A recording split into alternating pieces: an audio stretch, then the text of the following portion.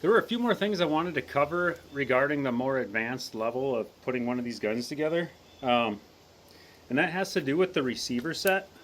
So these three components, right? Your lower, your upper receiver, that's this piece, and your handguard. All right, so first off is ambi controls. So this is a Geisley Super Duty. This is their current kind of generation. This is not the Dash A version, which stands for ambidextrous, meaning this one does not have a bolt hold open or release feature on the right side. And in a game like this, it's actually really nice to have that. I'll show you why. So let's say you're running this gun here, right? And they say load and make ready. So you're going to lock your bolt to the rear. For one, you notice I had to switch hands just to lock it to the rear, which sucks. But they said load and make ready. So I'm going to do that. I'm going to take my chamber flag out and I'm going to put a magazine in the gun. And now I'm ready to start my stage. The RO will say, is the shooter ready? I'll say yes. They'll say stand by. Beep. So now I'm going to build my first position. There it is. I found the target. Now it's time to release the bolt. If I had a button here and I could just release it, that would be super convenient. But since I don't, I need to take my left hand, take it off my gun, release the bolt, and now put my hand back out here and start my stage. That extra time it takes, having to break position, that's a real thing. I mean, it's really an inconvenience. So what I would do is if I had this gun and I was going to compete with it, I would put like a Magpul bad lever on the gun that connects to your ping pong paddle, wraps down through the trigger guard, sticks out the other side so you can actually reach that with your right forefinger. So the first thing I would do is either that or get a lower receiver that has ambidextrous hold open. This is an LMT, a little more expensive, but it's got the right side ping pong paddle. So I love that.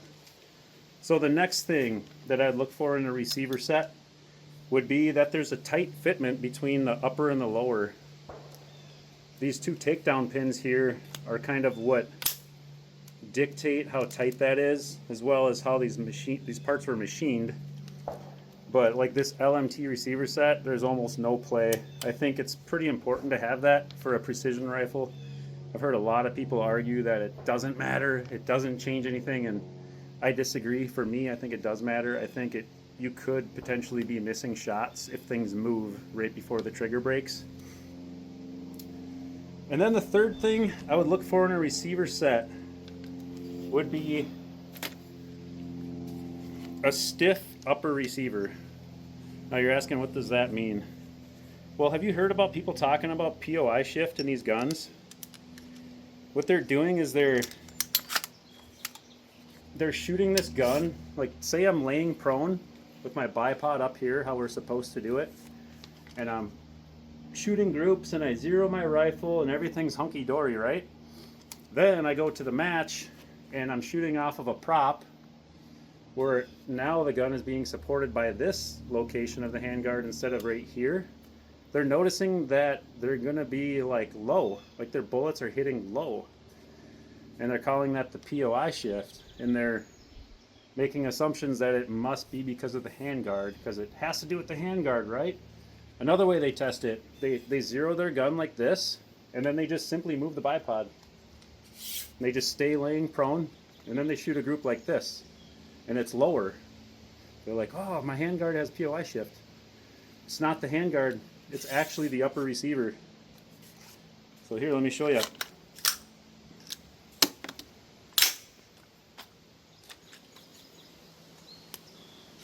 All right. So you're holding the gun by essentially this area, and you're applying force up with this bipod, and it's actually bending the upper receiver, like right here in this area that's the thinnest, because it's all hogged out. There's missing material there. It's actually bending. The whole front end is deflecting up and down depending on how much force you're lifting up with, right? So this, like this Geisley Super Duty upper receiver group, just uses a standard M4 upper receiver. And BCM was talking about this when that carry handle was removed from this back in the whenever it was, the 90s, I think. It just removed a lot of structural integrity from that piece.